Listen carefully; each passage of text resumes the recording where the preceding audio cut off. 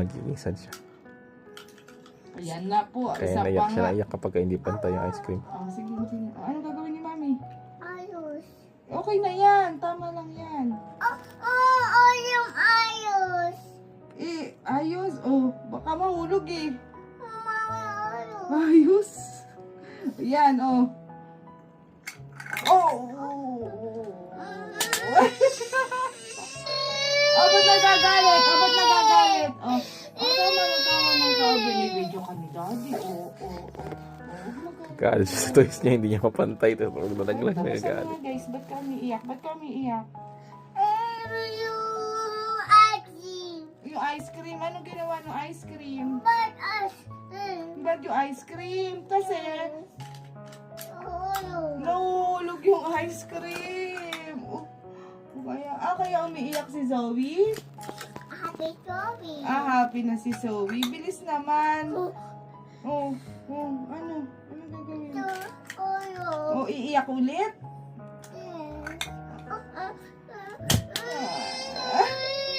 Oh, ba't yung namamatay? Hindi na. So, huwag ibabato kahit na naiinis ka. So, kailangan maging matyaga tayo. Ganyan talaga sa buhay, baby. Kailangan subok lang ng subok, ha? Tama na. Magbabay ka na sa ice cream muna. Bukas ulit, ice cream. Bye! Ay. Hala, kawawa naman yung anak ko. Okay lang yun. Ganun talaga, ha? Ganun talaga, baby natin. Mami, ito. Opo, ano? Yung asin. Yung ice cream? Ano na gagawin? Ganun talaga, nahuhulog talaga. Wag na magalit. Control. Hinga. Inhale.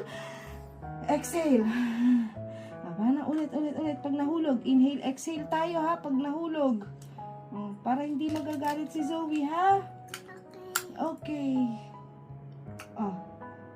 Ayaw na mahulog.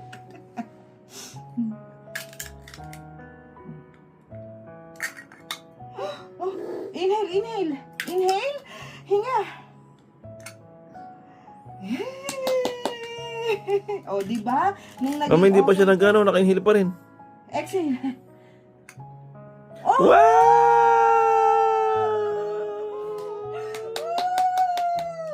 Di ba? Okay na. Sabi ko sa'yo, tsatsagain mo lang eh. Happy, Zoe? Happy na si Zoe? Ay, happy na. No crying?